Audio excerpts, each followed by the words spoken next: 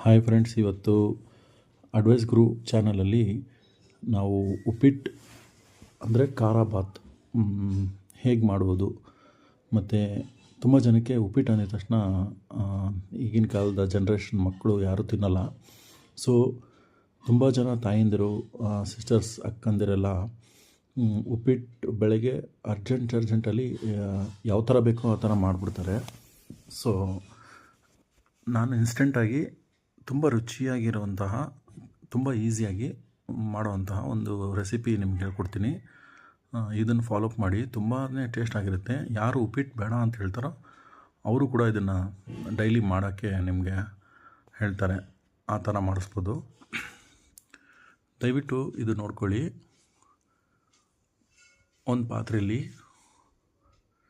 ಎಣ್ಣೆ ತೊಗೊಂಡು ಒಂದು 3 ಟೀ ಸ್ಪೂನ್ ಎಣ್ಣೆ ಹಾಕ್ಕೊಳ್ಳಿ. ಆಮೇಲೆ ಸಾಸಿವೆ ಹಾಕ್ಕೊಳ್ಳಿ.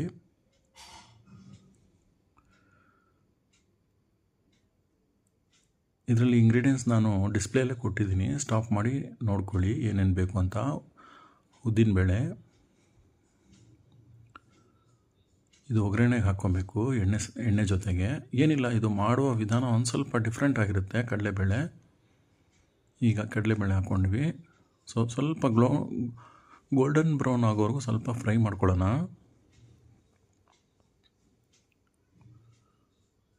ಮತ್ತು ಗೋಡಂಬಿ ಹಾಕ್ಕೊಂಡೆ ಒಂದು ಸ್ವಲ್ಪ.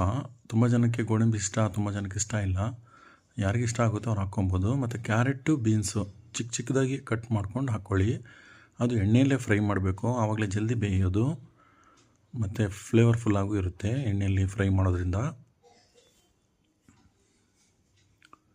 ಫ್ರೆಂಡ್ಸ್, ಇದು ತುಂಬ ಜನ ಉಪ್ಪಿಟ್ಟು ಅಂದರೆ ಬೆಳಗ್ಗೆ ಹೊತ್ತು ತಿಂತಾರೆ. ಆ್ಯಕ್ಚುಲಿ ಅದು ರಾಂಗು. ಉಪ್ಪಿಟ್ಟು ಯಾವತ್ತೂ ರಾತ್ರಿ ತಿನ್ಕೊಂಡು ಮಲ್ಕೊಂಡ್ರೆ ಈಸಿ ಡೈಜೆಷನ್ ಇರುತ್ತೆ. ಸ್ವಲ್ಪ ಕರ್ಬೇವಿನ ಸೊಪ್ಪು ಹಾಕ್ಕೊಂಡೆ. ನಾವು ಮಧ್ಯಾಹ್ನ ನಾನ್ ವೆಜ್ ತಿಂದರೆ ನೈಟು ಉಪ್ಪಿಟ್ಟು ಮಾಡ್ಕೊಂಡು ತಿಂತೀವಿ. ತುಂಬ ಈಸಿ ಡೈಜೆಷನ್ ಮತ್ತು ತುಂಬ ಚೆನ್ನಾಗಿರುತ್ತೆ.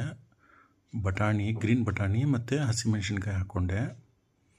ಗ್ರೀನ್ ಬಟಾಣಿ ಫ್ರೆಶ್ ಆಗಿರಬೇಕು, ಫ್ರಿಜ್ಜಲ್ಲಿ ಇಟ್ಕೊಂಬೇಡಿ. ಆಗಿಂದಾಗೆ ಸಿಪ್ಪೆ ಸುಳಿದು ಗ್ರೀನ್ ಬಟಾಣಿ ಹಾಕಿದ್ರೆ ಚೆನ್ನಾಗಿರುತ್ತೆ.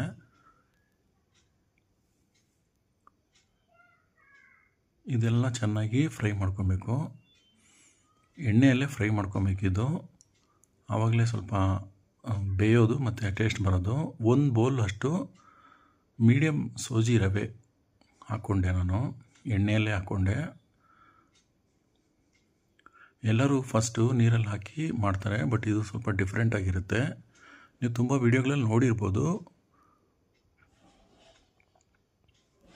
ಈ ರವೆನ ಗೋಲ್ಡನ್ ಬ್ರೌನ್ ಆಗೋವರೆಗೂ, ವೆಜಿಟೇಬಲ್ಲು ರವೆ ಎಲ್ಲ ಗೋಲ್ಡನ್ ಬ್ರೌನ್ ಆಗೋವರೆಗೂ ಫ್ರೈ ಮಾಡಬೇಕು. ಮತ್ತು 1-2 ಚಮಚ ಅಷ್ಟು ತುಪ್ಪ ಹಾಕ್ಕೊಳ್ಳಿ. ರವೆ ಹಾಕಿದ ತಕ್ಷಣ ಆ ತುಪ್ಪದಲ್ಲೇ ಸ್ವಲ್ಪ ಹುರಿತಾ ಇರಿ.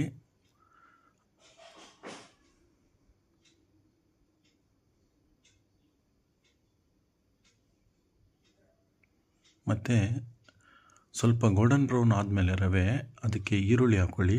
ಯಾವತ್ತೂ ಎಣ್ಣೆಯಲ್ಲಿ ಫಸ್ಟ್ ಈರುಳ್ಳಿ ಹಾಕ್ತಾರೆ, ಕೊಬ್ಬರಿ ಹಾಕ್ಕೊಳ್ಳಿ. ಬಟ್ ಇದು ಡಿಫ್ರೆಂಟ್ ಆಗಿದೆ. ರವೆ ಹಾಕಿದ್ಮೇಲೆ ಕೊತ್ತಂಬರಿ ಸೊಪ್ಪು ಹಾಕ್ಕೊಳ್ಳಿ. ರವೆ ಹಾಕಿದ್ಮೇಲೆ ರವೆ ಫ್ರೈ ಆದಮೇಲೆ ಈರುಳ್ಳಿ ಮತ್ತು ಹಸಿಮೆಣ್ಸಿನ್ಕಾಯಿ ಮತ್ತು ಕೊತ್ತಂಬರಿ ಹಾಕ್ಕೊಂಡಿದ್ದೀನಿ. ಇದೇನಕ್ಕೆ ಈ ಥರ ಮಾಡ್ತಾರೆ ಅಂದರೆ, ಈರುಳ್ಳಿ ನೀರು ಬಿಟ್ಕೊಂಡುತ್ತಲ್ಲ, ಆವಾಗ ರವೆ ಆಲ್ರೆಡಿ ರೋಸ್ಟ್ ಆಗಿರುತ್ತೆ. ಅದರಿಂದ ಏನು ನಿಮಗೆ ಲಮ್ಸು ಗಟ್ಟಿ ಆಗೋದು ಆ ಥರ ಬರಲ್ಲ. ನೀವು ಬೇಕಾದ್ರೆ ಟ್ರೈ ಮಾಡಿ ನೋಡಿ ಮನೇಲಿ. ಫ್ರೆಂಡ್ಸ್, ನಾನು ಉಪ್ಪು ಬಂದು ರವೆಯಲ್ಲಿ ಹಾಕಲ್ಲ. ನಾನು ಉಪ್ಪು ಎಲ್ಲಿ ಹಾಕ್ತೀನಿ ಅಂತ ನಿಮ್ಗೆ ಹೇಳ್ತೀನಿ ನೋಡಿ ಮುಂದಿನ ವಿಡಿಯೋದಲ್ಲಿ. ಆಮೇಲೆ ಟಮಾಟೆ ಹಾಕ್ಕೊಳ್ಳಿ. ಇದರಲ್ಲಿ ನೀರು ಬಿಟ್ಕೊಳುತ್ತೆ. ಸೊ ಲಮ್ಸ್ ಆಗಲ್ಲ, ಭಯ ಬೀಳಕ್ಕೆ ಹೋಗ್ಬಿಡಿ. ಕ್ಲೀನಾಗಿ ಫ್ರೈ ಮಾಡ್ಕೊಳ್ಳಿ. ಗೋಲ್ಡನ್ ಬ್ರೌನ್ ಆಗಬೇಕು ರವೆ. ಲೋ ಫ್ಲೇಮಲ್ಲಿ ಇಟ್ಕೊಳ್ಳಿ, ಹೈ ಫ್ಲೇಮಲ್ಲಿ ಇಡಬೇಡಿ, ಸೀದೋಗುತ್ತೆ. ಮತ್ತು ಈ ರವೆ ನೀವು ಫ್ರೈ ಮಾಡ್ಬೇಕಾದ್ರೆ ಒಂದು ಒಳ್ಳೆ ವಾಸನೆ ಬರುತ್ತೆ. ಆವಾಗಲೇ ಗೊತ್ತಾಗುತ್ತೆ ನಿಮಗೆ ಸೂಪರಾಗಿ ಬರ್ತಾಯಿದೆ ಅಂತ.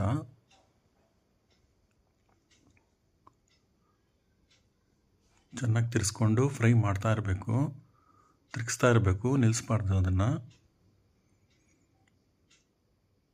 ನೋಡಿ ಗೋಲ್ಡನ್ ಬ್ರೌನ್ ಕಲರ್ ಚೇಂಜ್ ಆಯಿತು.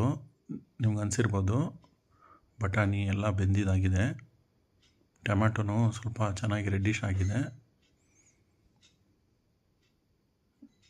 ನೋಡಿ ಬಿಸಿನೀರು 4 ಕಪ್ಪು, 1 ಕಪ್ ರವೆಗೆ 4 ಕಪ್ಪು ಮೊದಲೇ ಒಲೆಯಲ್ಲಿ ಇಟ್ಕೊಂಡಿದ್ದೆ ಬಿಸಿನೀರು. ಅದನ್ನು ಇದಕ್ಕೆ ಹಾಕ್ಕೊಂಬಿಡಿ.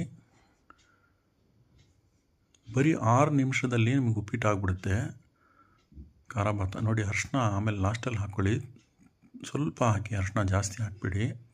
ತುಂಬ ಜನ 1 ಸ್ಪೂನ್ ಹಾಕ್ಬಿಟ್ಟು ಅದನ್ನು ಯೆಲ್ಲೋ ಕಲರ್ ಮಾಡಿಬಿಡ್ತಾರೆ. ಅದು ನೋಡ್ರೇ ತಿನ್ನೋಕ್ಕಾಗಲ್ಲ. ಸ್ವಲ್ಪ ವೈಟ್ ಇರಬೇಕು, ಗೋಲ್ಡನ್ ಕಲರ್ ಇರಬೇಕು ಉಪ್ಪಿಟ್ಟು. ಅಂದರೆ ವೈಟಾಗೇ ಇರಬೇಕು, ಆವಾಗಲೇ ತಿನ್ನೋಕ್ಕೆ ಸ್ವಲ್ಪ ಇಂಟ್ರೆಸ್ಟ್ ಬರುತ್ತೆ. ಸ್ವಲ್ಪ ಹೊತ್ತು ಲಿಡ್ ಮುಚ್ಚಿ ಇಟ್ಬಿಡಿ. ನಿಮಗೆ ಗಟ್ಟಿ ಬೇಕಂದರೆ ತುಂಬ ಹೊತ್ತು ಇಡಿ, ಇಲ್ಲ ಸ್ವಲ್ಪ ಲೂಸಾಗೇ ಇರಬೇಕು. ತುಂಬ ಜನ ಲೂಸಾಗಿ ಇಷ್ಟಪಡ್ತಾರೆ. ಸೊ ನೋಡಿ ಎಷ್ಟು ಲೂಸಾಗಿ ಎಷ್ಟು ಚೆನ್ನಾಗಿ ಬಂದಿದೆ.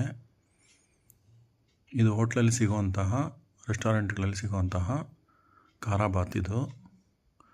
ಉಪ್ಪು ನಾನು ನೀರಲ್ಲಿ ಹಾಕ್ಕೊಂಡಿದ್ದೆ 1.5 ಸ್ಪೂನು. ಸೊ ಅದೇ ಥರ ಬಂದಿರುತ್ತೆ ಫ್ರೆಂಡ್ಸ್. ಇದು ನೀವು ಮನೇಲಿ ಮಾಡಿ ನೋಡಿ. ದಯವಿಟ್ಟು ಉಪ್ಪಿಟ್ಟು ಮಾಡ್ಬೇಕಾದ್ರೆ ನೀವು ಅಲ್ಲಿ ಇಲ್ಲಿ ಹೋಗಬೇಡಿ, ಬಿಟ್ಬಿಟ್ಟು ಒಂದು 6 ನಿಮಿಷ ಅದಕ್ಕೆ ಅಂತ ಟೈಮ್ ಕೊಟ್ಟರೆ ಸೂಪರಾಗಿರೋ ಉಪ್ಪಿಟ್ಟು ಆಗುತ್ತೆ, ಖಾರ ಭಾತ್ ಆಗುತ್ತೆ. ಸೊ ಇದು ನಿಮ್ಮ ಮಕ್ಕಳಿಗಾಗಿ. ಹಾಗೆ ಇದ್ರ ಜೊತೆ ನೀರು ಚಟ್ನಿ ಅಂತ, ಕಡಲೆಪಪ್ಪು ಚಟ್ನಿ ಸ್ವಲ್ಪ ನೀರಾಗಿ ಮಾಡಿಕೊಂಡ್ರೆ ಇದ್ರ ಜೊತೆ ತಿನ್ನೋಕ್ಕೆ ಚೆನ್ನಾಗಿರುತ್ತೆ. Thank you for watching.